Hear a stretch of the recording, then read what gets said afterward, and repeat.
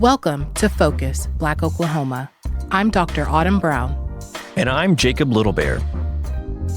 This is our second quarterly Snapshot story for 2026. We took you to the Admiral Corridor for the first installment when we explored mental health on the margins. This time, our focus is elections. We wanted to explore one part of the process that feels pretty unique to Oklahoma. One that makes voting for the U.S. President, or a U.S. Senator, or a state legislator, or county district attorney feel different here than it does in other states. That's why this show is about absentee ballots, and in particular, the fact that if you're going to mail yours in, you have to get it notarized first. Nick Alexandrov spent the past several months reporting this story for Focus, Black Oklahoma.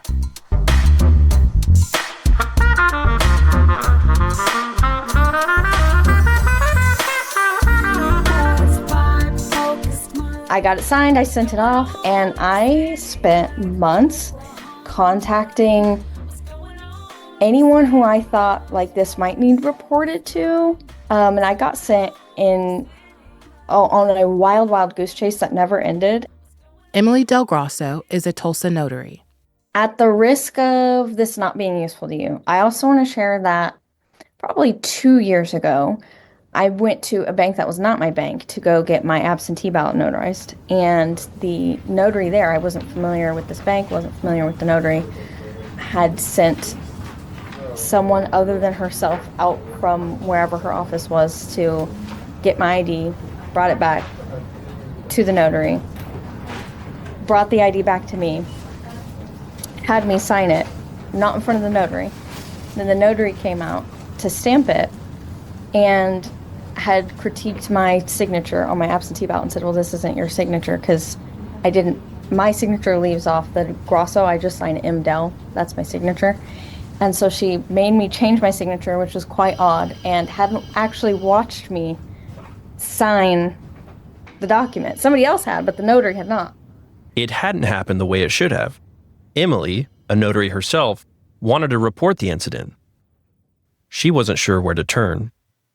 At one point, I was told to file a report with the police, and I did that, and the police were like, I don't know why you're telling me this. I don't really know what we should, this isn't our problem. In Oklahoma, most absentee voters need to get their ballots signed by a notary. Only a few states require this step. One supporters say helps safeguard the system. But as far as making sure that notaries are doing things properly, I have outstanding questions about that, just because while I go above and beyond to make sure that I'm doing everything properly, in the one situation that things haven't been done properly for me, I was never met with anybody that addressed it.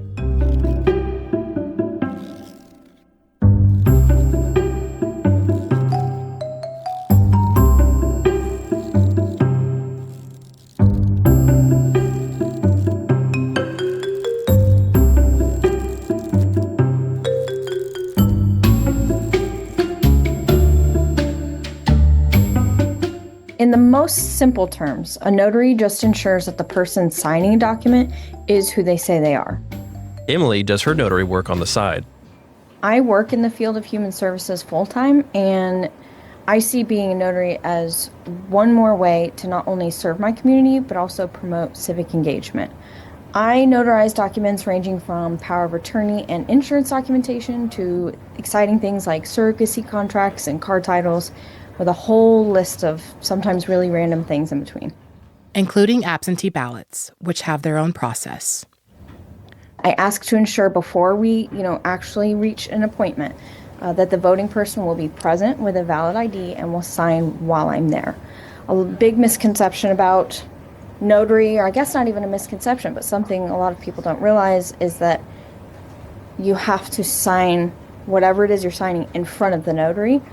Bringing it already signed and an ID isn't helpful to me. So make sure it's blank when I show up. For Emily, showing up means driving across the Tulsa area. I often am heading to Owasso and Collinsville. I haven't had too many requests outside of Tulsa beyond that.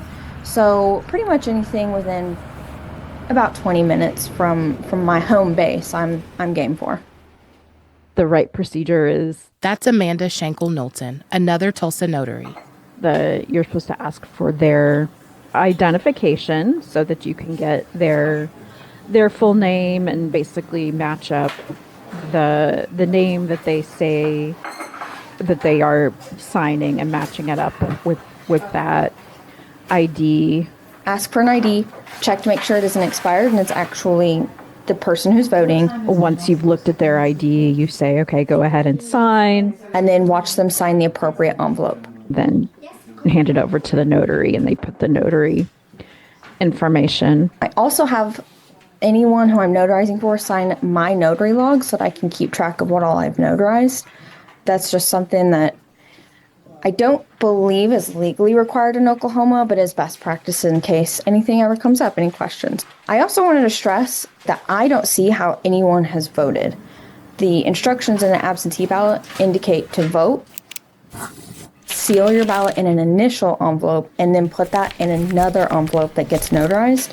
So to notarize, because I know notary is like, what do you do when you notarize something?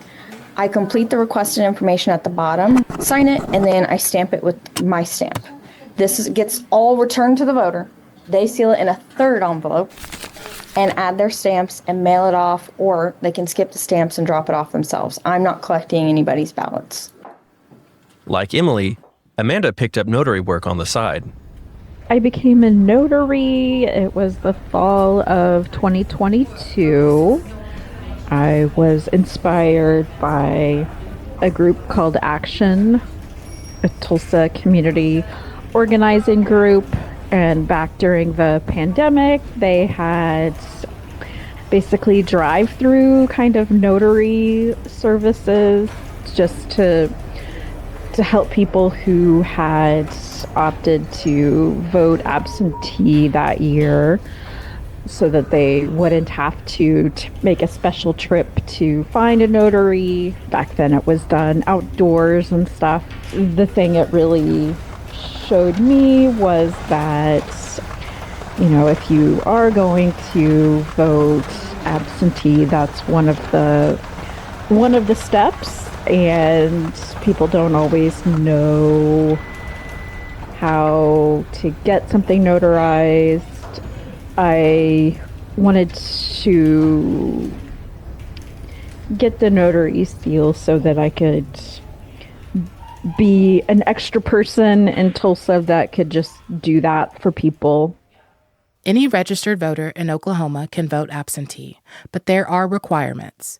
You need to request your ballot at least 15 days before an election. Every year you plan to vote absentee, you have to submit a new application to do so. It's a straightforward system, in theory. In practice, it's a different story.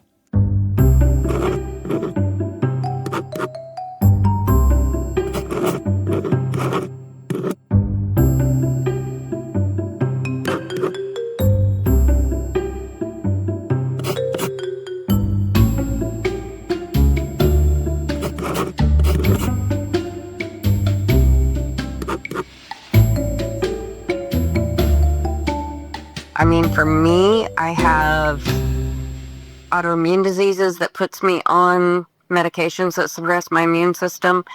I have a cancer that has me on an oral chemotherapy. Margaret Eagler and her family in Tulsa vote absentee because they have to. Her husband contracted polio as a child in the late 1950s. The disease still shapes his life. He has had significant disabilities as a result of the polio. And for many years, he did anything, anybody. He worked on cars. He went to college. He took care of me when I was too sick to take care of myself. He carried the babies because of my health condition. I couldn't. And he was just a go-getter. Well, he got COVID, and that took away some of his functioning. Then he got flu A, and it disabled him even more. And he wound up to start using a wheelchair here and there. Then he got sepsis, and he was not able to walk again. Faced with these challenges, Margaret, to vote, had to find someone like Emily, someone to drive to her house, to watch her present her ID and sign her ballot. There was one election where he was too sick to have somebody come over to notarize, and then one where we just couldn't find anybody that we could afford. I could not find any way. I now know there are people, I think that was about the time that notaries started coming to your house for voting. The ones that I called that said that they would come to your house wanted $60, $75. And it's for fair and free elections. Margaret described her search process. Google and, looking on Facebook. I know that I called 5. 5 notaries. But I think I called 6 before I gave up. Finding a notary can be difficult. There's a database of notaries on the Oklahoma Secretary of State's website, but this isn't an obvious resource. It would have been nice if I could have called more until I found somebody, but I was working full-time. I am working full-time. And you're right, it's time-consuming. Had Margaret found Emily, their interaction would have played out like this. I primarily schedule through Facebook Messenger and email, and the client and I, so you and I in this situation, would first figure out where and when we can meet, and then confirm my rate, which is only a $15 travel fee for absentee ballots, since, as I'm sure you know, notaries cannot charge to notarize absentee ballots in Oklahoma. That charge reflects Emily's understanding of what's allowed. I actually looked before our meeting today to see if I could pull a source for the fact that travel notaries in Oklahoma are allowed to charge travel fees, but not for the notarization for absentee ballots, because I had myself contacted a local election board a few years ago to make sure that was the case. But I can't even find clear-cut information anywhere on the internet on that.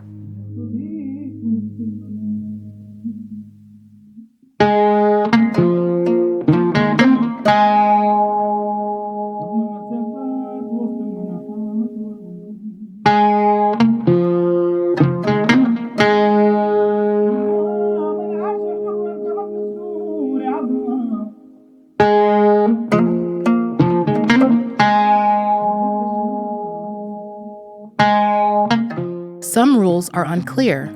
Others, like completing the absentee ballot itself, can be hard to follow.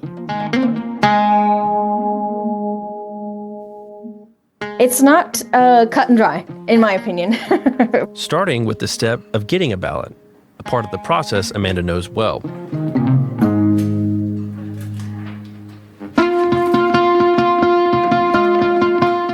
Depending on how you register to vote, if you use your ID or social security number, you can't request an absentee ballot online, so you have to basically re-register.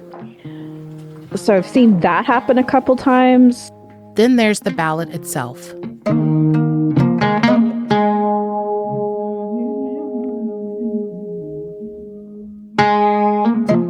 When you get your absentee ballot, there's like a page full of instructions. A sequence to follow. Here's Emily. I fill out my ballot, I put it in the ballot envelope, that gets sealed. And there are I think usually 3 separate papers with instructions on them outside of the ballot and the envelope. So ballot gets sealed in the ballot envelope. Ballot envelope goes into the second envelope that needs notarized. That's what you take to the notary. After it gets notarized, seal that one, put it in the outer envelope that gets mailed away. People seem to generally, unless they are really familiar with the process, get overwhelmed with all of that. It's been rare, but I have had people say, I need to get a notary, vote absentee. I show up and there's just, everything's laid out. And they're like, what do I do? I don't even know where to start. Tell me how to do it. Margaret feels that frustration. I'm not fond of the process of voting by mail. They make it as complicated as they can, even without having to get notarized. you have to have. I don't remember what all you have to have. But it was more work than going and standing in line to vote. It was just, I have a master's degree, and I struggled with the process. The process, complex as it is, can lead to mistakes. Again, we hear from Amanda. The Tulsa World, I think, had an article maybe a couple years ago that talked about like the common reasons why ballots were kicked out, and one was like the dates not matching. So like the person that was signing it was off by one on the date. The notary has to notice that and basically get it to where it's correct. The notary can't sign until it's assumed that it's like happening right after, so that if the notary is, signing the next day or something, that's one of the things that kicks out this signature on the absentee ballot. And I believe it kicks out the whole ballot. Amanda's understanding is correct, says State Senator Mary Boren. There's a lot of them that are rejected because the notary signature date is different than when the person signed it. So like if they say I signed my ballot April 2nd, and then it's notarized April 13th, and the notary signs it April 13th, then it's kicked out. And we don't have, unlike a lot of other states, we don't have a curing process where you can cure the mistake. So if your absentee ballot is thrown out, there's no notice until after the election. So there's no way you could come back in and vote in person or to get another ballot. Whereas if you spoil a ballot in person, they can say, oh, okay, we'll just trash that one and you can get another one. In Tulsa County alone, more than 1,000 absentee ballots were rejected in the 2024 general election, more than 5% of all ballots returned. Of these, 1/4 were thrown out for notary signature date mismatches.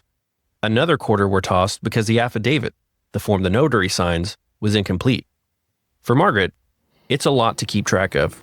I think it bars far more people from voting than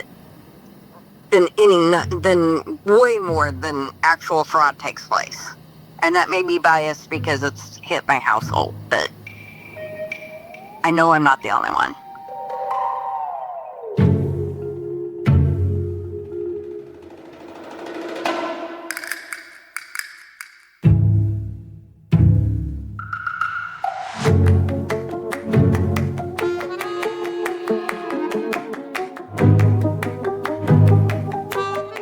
Officials say notarization helps safeguard elections. In an email, the State Election Board wrote that Oklahoma's election security laws have been enacted in response to actual fraud or other criminal activity related to elections. The board described notarization as the gold standard when it comes to verifying the identity of absentee voters. The email continued. Absentee voting by mail in Oklahoma is safe and easy. No excuses needed to request an absentee ballot. State law also ensures that no voter is ever charged a fee for the notarization of an absentee ballot affidavit. The board called these fees illegal. In 2010, a notary in Adair County drew statewide attention. Daryl Cates was 73 at the time, living in Westville, the railroad town in the Ozark foothills. The year before, 2009, there had been an election for the Cave Springs School Board. Tallying the votes in that contest, the Adair County Election Board found a problem. 2 absentee voters had also voted in person. Their votes did not change the outcome of the election. Cates was charged with 2 counts of false affidavit and voting registration and 2 counts of false notarization of an absentee ballot. He was released on $5,000 bail.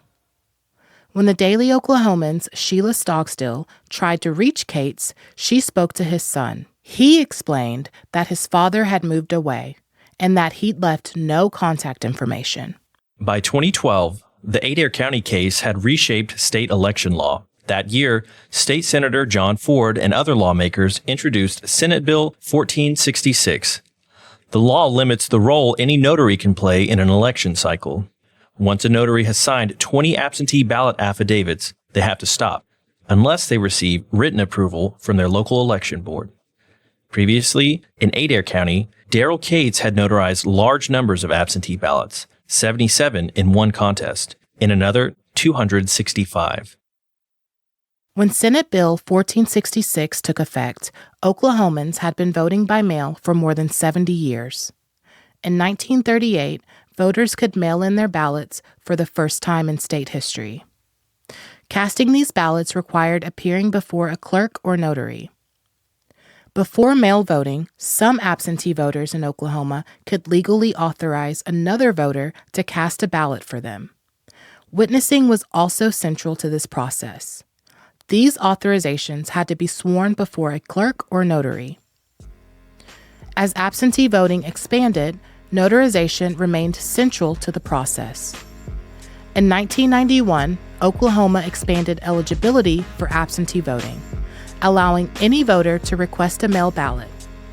More state residents voted absentee, but the notary requirement remained.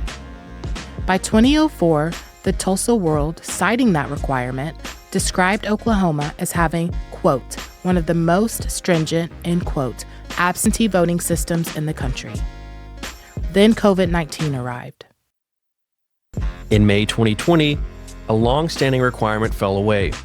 The state Supreme Court struck down the notarization requirement for absentee ballots. The following month, mail-in ballots came flooding in.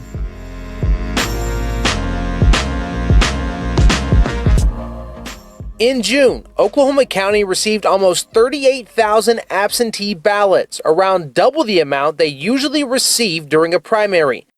Doug Sanderson, secretary of the Oklahoma County Election Board, told KFOR he saw no signs of voter fraud. We didn't find anything. Any violations of the law, we would always turn over to the district attorney's office, and we didn't find any.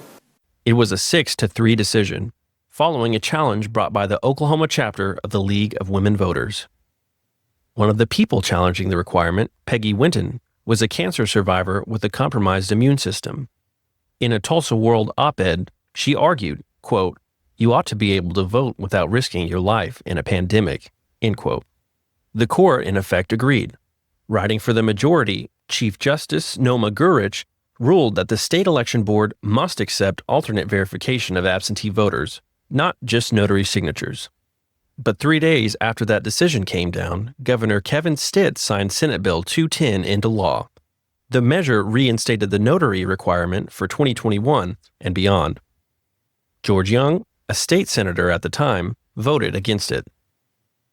I remember that particular piece of legislation. It just didn't make a whole lot of sense to me, even at that point, why they were preventing folk from, or hindering folk from exercising their constitutional right. State Senator Mary Boren also voted against Senate Bill 210.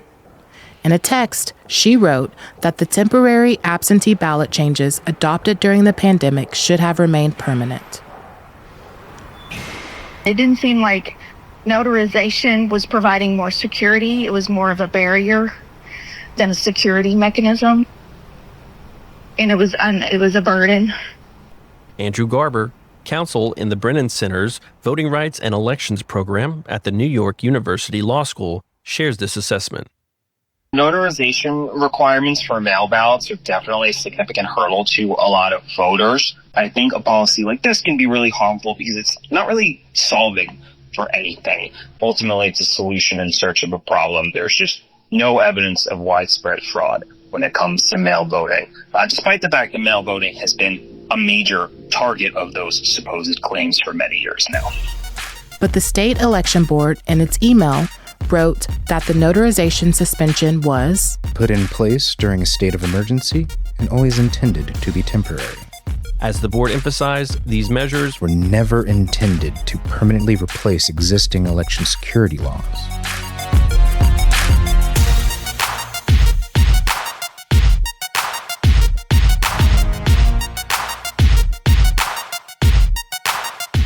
What's called election security takes different forms in Oklahoma. There's the notarization requirement if you're mailing in your ballot, and then there's the voter identification law. State Senator John Ford, who helped reshape Oklahoma's absentee voting laws, also backed other bills framed as safeguards. One of them was State Question 746, which requires voters to show ID at the polls. In November 2010, Oklahomans approved it, with nearly 75% voting yes on the measure. State Senator Ford, who wrote the state question, reflected on its success.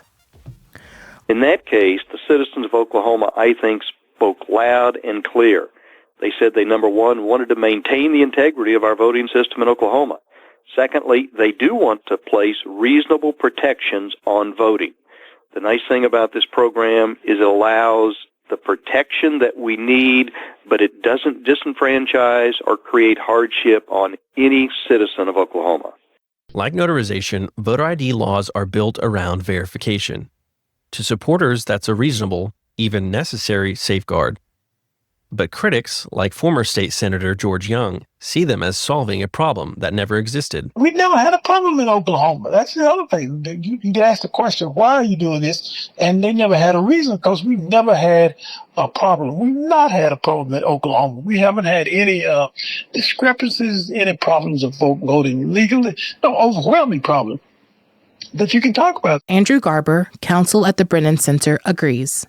There is no evidence of widespread voter fraud in American elections. There have been a lot of investigations, audits take place after every election in states and in counties across the country. And over again, we see that only eligible American citizens are voting in our elections. We are not seeing widespread instances of things like double voting or voter impersonation. Those things are extraordinarily rare. They almost never happen, and they've never been known to affect the outcome of an election. So the idea that there's a lot of voter fraud out there is indeed a myth, and it's not just that we're getting lucky. We have a lot of systems in place to make sure that our elections are secure. Election officials take a lot of steps before, during, and after every election to make sure things stay that way.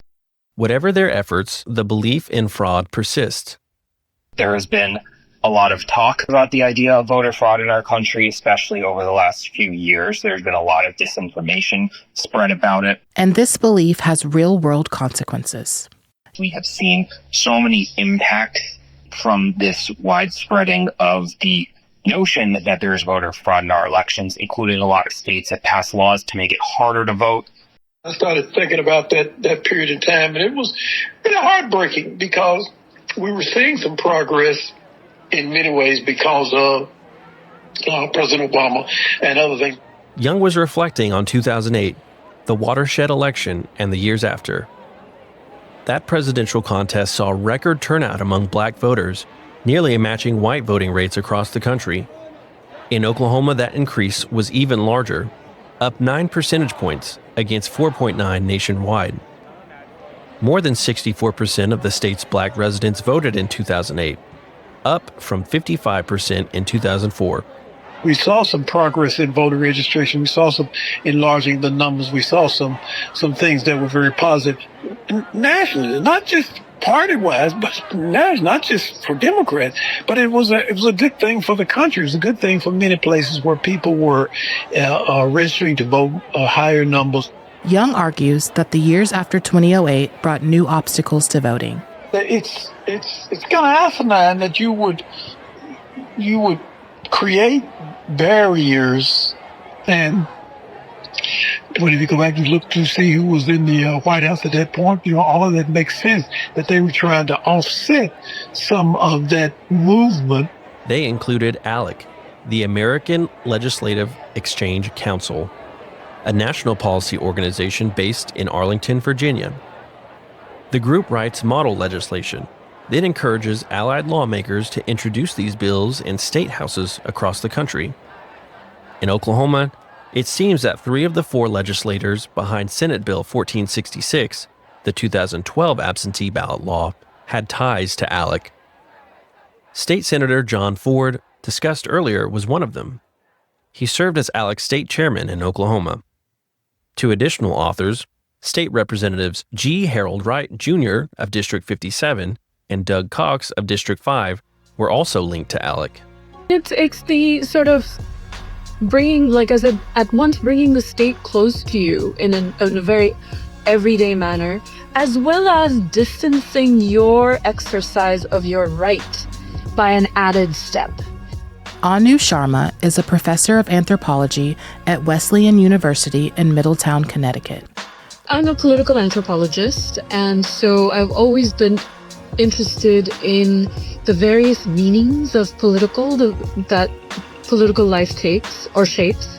Her work focuses on India, but its themes echo. That's what all anthropologists do. We look at how things work out in a specific location with the idea that it has comparative relevance. Relevance to absentee voting in Oklahoma and the notarization requirement in particular. It's that kind of dynamic where you are now required to do this one more thing. And what if you don't have access to transportation or time or whatever? And what if you don't, have the means to go and get that thing notarized? And what if you don't have the right kind of document that a notary would require? And what are those documents? How do you find out about that? It just makes it, for some, there are, I'm sure, class and racial implications for this kind of policy, where it would make it more difficult for certain citizens to exercise this right. It's a policy, she suggests, embedded in a maze of maze-producing mazes. A labyrinth where some voters are left to wander, disoriented and alone. My first thought when my ballot, left my line of sight was that this was unusual. Like, immediately, I keyed in. That's Emily Del Grosso, the Tulsa notary. She's talking about the time she visited a local bank to have her ballot notarized. The longer that I waited, the more I started to think, this shouldn't be happening. There was a small main lobby with a long multi-stall desk on my right when I walked in, and then a wall to my left. There were multiple clerks at the desk, but I interacted with primarily and initially the white, tall, slim brunette woman, and then the shorter, older white woman had come around the corner and apparently was my notary, but hadn't witnessed me sign, and I didn't know that she was my notary until she was refusing to notarize for me. I was starting to feel a little bit angry because there were multiple issues that were coming up, now I'm realizing this person that watched me fill out my affidavit is apparently not my notary. My ballot has left my line of sight, and now I'm being told to change my signature. As a notary, Emily understood that something had gone wrong. She decided to try to report what she'd witnessed. I called one of my parents and then my spouse to ask their thoughts on the situation, kind of like a gut check, to decide, am I overthinking something, or does something here really kind of need poked at? Both of them agreed that this didn't really sound standard. Neither of them are notaries, but just from my explanation of this is how this usually goes and this is how this went. And yeah, both of them agreed that this didn't sound standard, and because I'm a notary myself and would like to be held to the proper expectations, I decided to go ahead and raise the flag. At the time, it really felt like somebody had grabbed my shoulders and spun me like I was about to hit a piñata. I felt like I was being redirected every 5 minutes. First, I emailed the Oklahoma Secretary of State because I know that they're the people I go through to become a notary. They pretty quickly responded to my email with what looked like a standard copy and paste message telling me that I should go to the district attorney or to the local police. When we emailed the Oklahoma Secretary of State asking how their office handles allegations of improper notarization, they directed us to the state election board. Kind of intimidating on its face, but I said, great, I'm going to do what I need to do. I emailed the Tulsa County District Attorney's office. The district attorney asked me a few clarifying questions about the situation because I said, here's what happened. Then they referred me to the Tulsa County Sheriff's Office. The Tulsa County Sheriff's Office requested that I call them to discuss this, and like I mentioned earlier, I prefer to handle things over email, so I've got, proof of everything that's happening, and I can just remember it. So this is a sheriff, so I decided I'm going to do what the sheriff is asking me to do. I called him. They let me know that they had conducted an investigation, which included interviewing the notary in question. So my assumption is a sheriff rolled up to this bank and went to this notary and interviewed them as part of their investigation. They told me that they determined no criminal statute was violated. They also shared that they hadn't investigated anything like this in their 15-year career, and then suggested that I contact, you guessed it, the Secretary of State. If you'll remember, this is where I started, and I told them such. I had now officially been sent in a full circle.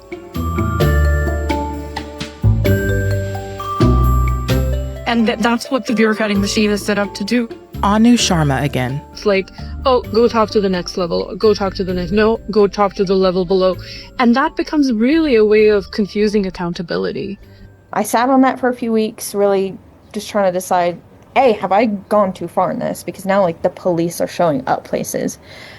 And then eventually decided that I would reach out to the Tulsa County Election Board just to see if they had any ideas, because I thought, last-ditch effort, I mean, maybe I'm not going to get anywhere with the notary, enforcement line of thinking. Maybe I'll get somewhere since this was an absentee ballot. And I never heard back on the email that I sent them. When we emailed the Tulsa County Election Board, we did hear back. They said they don't see much improper conduct from notaries.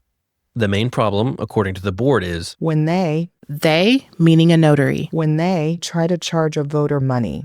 If that happens, the board just calls the notary directly and lets them know that is against the law. And if they don't wish to abide by the law, then they can just refuse service. Apart from that, and the occasional clerical error, a missing notary seal maybe, or a date mismatch, the board hasn't seen any other improper activity. It's basically like if you do something wrong, you can get in trouble. This is Amanda again, the Tulsa notary we heard from earlier. Versus, we're going to make sure that you are fully trained before you actually do this. To become a notary in Oklahoma, you don't need any special training. It's not a super onerous process. It's basically filling out a form on the state's website. The big thing, I guess, is there's a notary fee to register. I think altogether it was somewhere between $50 and $100 to do that. And then it's somewhere between like $25 and $50 to get the actual seal from the place that makes the seals. There's basically some stuff you need to agree to do, but there wasn't like any sort of special training or anything. Notary rules differ across the country. In Missouri, where some absentee ballots must be notarized, notaries complete a training course. Texas also began requiring notaries to complete a short course in 2026. But Texans voting absentee usually don't have to get their ballots notarized. In other words, states approach these systems in very different ways. Back in Oklahoma, Emily's path resembled the one Amanda followed. By my understanding, you actually don't get formal training to be a notary. You get information to read and then figure it out from there. It really was a matter of paperwork. I never had to be on a call. I never had to watch a webinar. I never had to go to a class. It was much easier and faster than I thought that it would be. I personally think that there should be just a bit more, preparation and training for prospective notaries. For Amanda, that lack of training leaves notaries to figure things out on their own. It's just like you kind of have to, read over the rules yourself and I guess keep up with the laws that pertain to, notarizing ballots for elections. But I haven't seen, there's not like a notary newsletter or anything that I'm aware of that at least comes from the state of Oklahoma. Now I'm wondering if there's like some blog or something that I could follow to keep up with that. But it kind of seems like it's on me. Well, what does it take to become a notary? If I really want to steal an election, how can I do this? Mike Hanmer is a professor of government and politics at the University of Maryland. I also direct the Center for Democracy and Civic Engagement. Most of my research is on voting, election administration, and public opinion in American politics specifically. Looking at Oklahoma's absentee voting system, he pointed to vulnerabilities. Is it easy to become a notary and no one's checking out who I am and whether I have the integrity to carry out this job faithfully? Because if I don't ever need to appear before anybody and I can just fill it out online, how that almost suggests you're empowering bad actors in a way to do more damage than just as an individual, right? An individual lying in voting their parents' ballot or something like that. It's hard to do that systematically and win anything of consequence. But if you're a notary and you show up to a senior center and you have bad intentions, now maybe that's where things can go. This scenario, he clarified, is more byproduct than by design. I think it's an unintended consequence. I don't think anybody set this up for those purposes at all. I suspect these are sorts of things that the system would catch eventually, but you could probably do some damage in the short term. To Professor Hanmer, notarization feels like a kind of relic. I think it's a requirement that probably strikes younger people, especially, as curious. And it's just not something that we do a whole lot of anymore.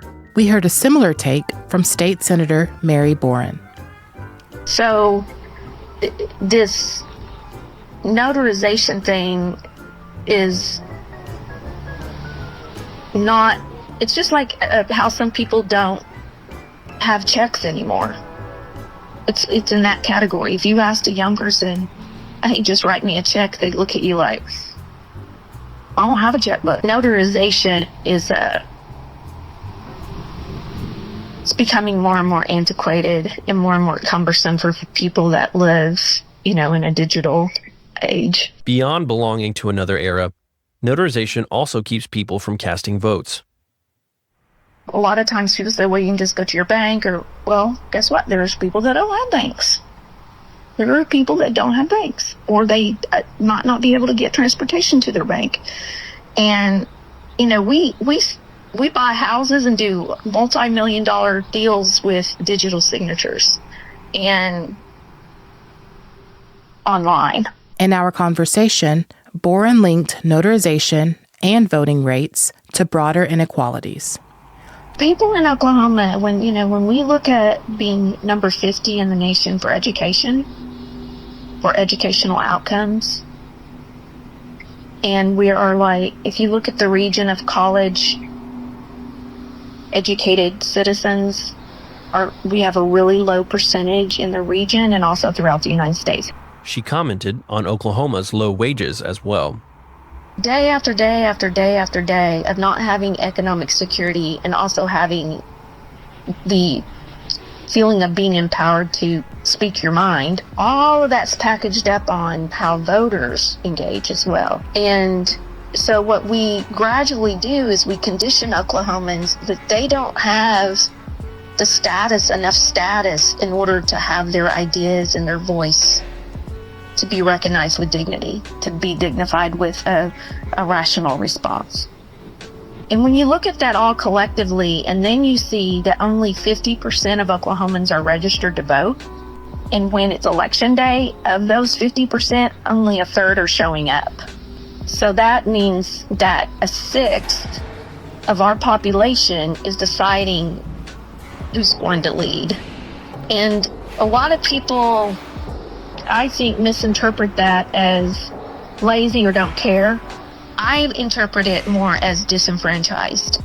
It's painful for humans to hope and rely and trust, especially grown-ups, to trust a system or a process that after you go through the process and then it disappoints you, or you feel betrayed by it or ignored, it hurts your agency to keep going through that. And so what people want compensation for that is just to detach and focus on the things that you feel like are a more productive use of your time and energy without the emotional deposit or withdrawal that being ignored. The system's harms, for Boren, are clear, but so are its winners. People need to ask themselves, who benefits, who keeps power by this system? Where common people feel defeated and powerless, well, there's this whole other group that feels very empowered by this whole thing.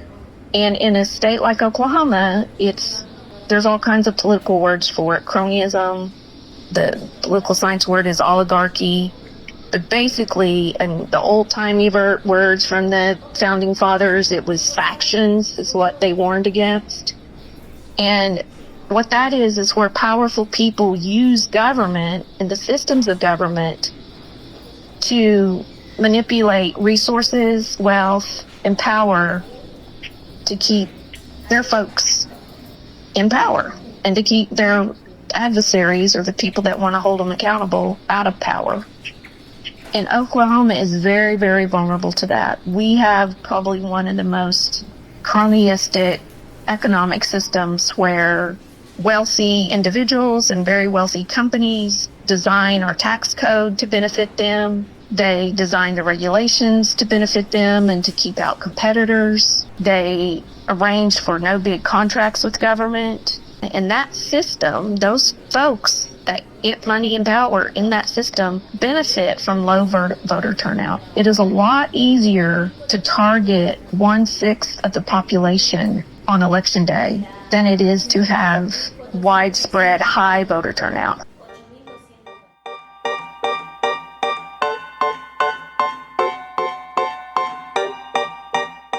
My husband, the truck driver, does it. No issues for years. Go to the UPS store. They do mail-in ballots for free. We asked members of a Tulsa Facebook group what they think about absentee voting in Oklahoma and the notarization requirement. Seems like a good check on absentee ballots. Mail ballots should be well controlled. It should be more difficult than in-person voting, because in-person voting should be encouraged. We should go back to election day, not election month. All for it. We do it all the time. My husband is too disabled to stand in voting lines. I applied for an absentee ballot for myself and my mom, as we will be in Florida on voter day. And it does have to be notarized, but I'm okay with it. No mass mail-ins should ever be allowed. What is the controversy?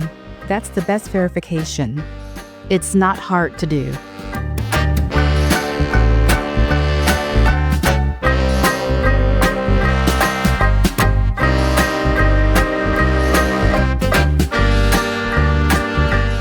For some, the system doesn't run on its own. People keep it working. In our office at the Capitol, we started putting together a list of notaries. Some folk I just knew and folk who other notaries knew. A kind of notary roster, a resource for absentee voters. George Young, the former state senator, is describing the aftermath of Senate Bill 210, the 2020 measure that reimposed the notarization requirement after it was temporarily lifted during the pandemic. He worked with his community to ensure voters could get in their ballots. I remember gathering the names of notaries and my executive assistant listing and getting folk to volunteer. And so I thought we did a good job at that point of trying to offset it. Of relieving the burden that, in his view, notarization placed on voters. But it was another step that was sort of like we got to go through something else to allow folk to do what they constitutionally have a right to do when we could be working on trying to get more folk registered to vote. A lot of people are surprised that you can carry, I carry in my car Oklahoma voter registrations. The woman on the porch is Ray Weiss. They're just public documents, you know, you fill it out and you go online and you register. That's when I have met people that said, I want to vote, but I can't read. And we'd help them fill out their voter registration. Ray lives by the Tulsa airport. During our call, jets flew overhead. She waited for them to pass. Okay, here goes another one, but it's further away. I sit out on my back porch a lot. I've got a big screened-in back porch. That's what sold me on my house 3 years ago. If you see me looking down, I'm rubbing my dog's tummy. Her name is Missy. I adopted her a year ago yesterday. She's about 10 years old. We're just being old ladies together. Because she travels often, Ray votes absentee and has for years. She told us what it's like mailing her ballots. I don't have a problem with getting my vote notarized.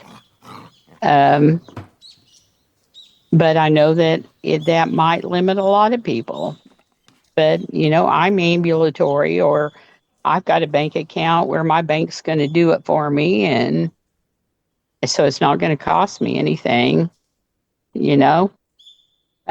Different areas of the country have different ways of doing it. I would be willing to expand early voting. We have early voting here, but it's very limited. I just don't want to see it restricted more than it is. I just don't want to limit people. Voting has been a through line in Ray's life. I was born and reared here in Tulsa, so I lived about half a block from my elementary school. And that's back when your polling place were in the schools, not somewhere else. In the early 60s, because I'm 72, I'd walk to school, and my mother would be working, as a poll worker, a precinct worker. I grew up watching Mom work, do poll work and going in the little curtained alcoves with them too. Mom and Dad always voted, so that was just something I knew I was supposed to do. Turned 18 in 72 and voted in my first presidential election. And been voting ever since. I think it's really important. If we don't express our desires, who are we to complain? For Ray, voting is one way to practice democracy. Activism is another. Her background, she recognizes, gives her a kind of political shield.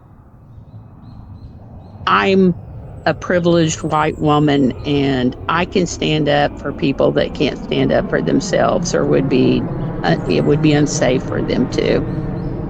My brother was in the Army in Vietnam. He came home totally changed, but he came home. And he did his duty. My other brother did their duty, but my oldest brother was totally, after coming home, he was totally opposed to the war. And there were a few protests around here, not a lot. And he would take me with him. It was all nonviolent. And I've been on street corners ever since when things strike me wrong, whether it's women's rights or immigrants' rights or Black Lives Matter. In recent years, Ray has watched local elections closely. I've worked with the Democratic Party a lot over the past 20, 25 years, did a lot of volunteering in different ways. And one thing that is allowed to do and legal, if a party thinks that there might be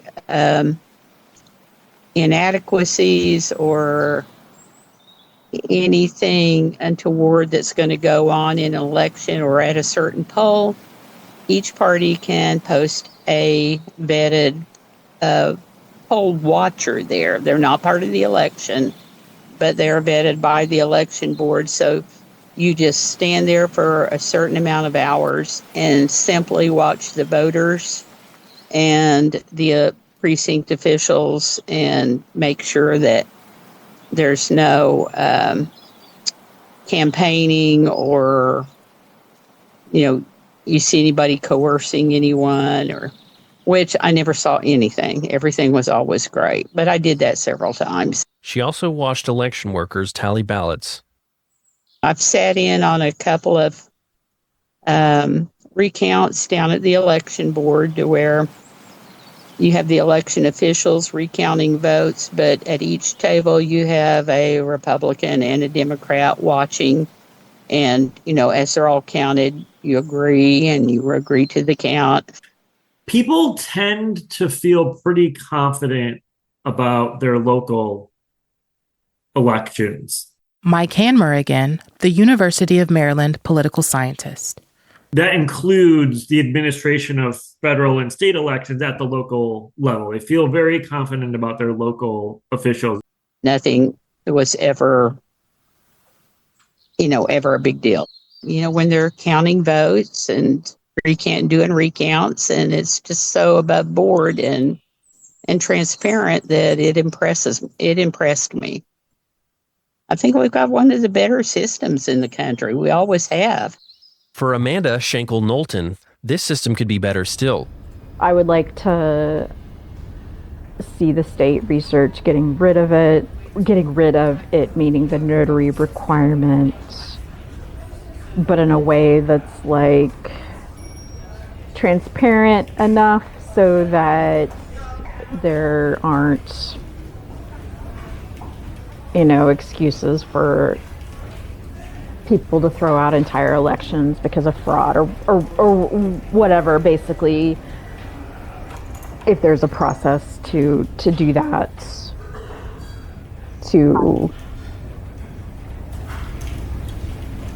I don't know what kind of process that would be that would make everybody happy, because it seems like some people are they have no intention of ever being happy. Andrew Garber, counsel at the Brennan Center, sees these requirements as part of a broader problem. He calls them technical hurdles that end up costing people their ballots. These hurdles assign clerical work to voters, tracking dates, signatures, and deadlines. And if you fail to do that, it means your ballot isn't counted. That's a technical requirement. That doesn't prove whether or not someone is eligible or ineligible to vote. Amanda adds, it kind of seems like there's so many deadlines and barriers. It's almost like they don't want us to vote.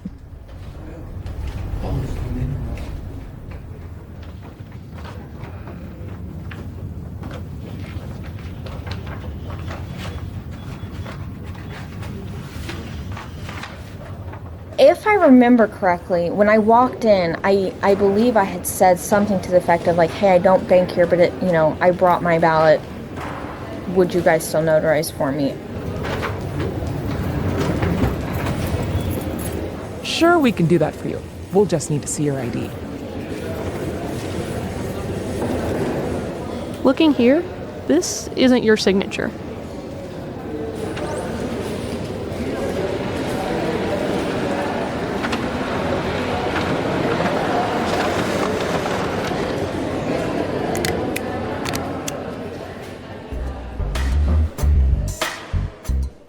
This special episode of Focus Black Oklahoma is part of a larger quarterly effort from Oklahoma media focused on voting and elections. Find the rest of the quarterly stories and more coverage from Tulsa Flyer, the Oklahoma Eagle, KOSU, La Semana, and The Frontier at tulsaflyer.org. Focus Black Oklahoma is produced in partnership with KOSU, Tulsa Flyer, and Tri-City Collective. Our theme music is by Moffett Music. This episode was reported and written by Nick Alexandrov. The production team for this special quarterly edition of Focus Black Oklahoma are Quraysh Ali Lansana, Bracken Klar, and Jesse Ulrich. Voice actors appearing in this special episode are Grant Jenkins, Ella Hampton, Lori Lansana, G. Vickers, Zelda Doolittle, Carlos Moreno, Judy Williams, Naomi Agnew, and Aristotle Orsini. You can visit us online at focusblackoklahoma.com and on YouTube at Tri-City Collective OK.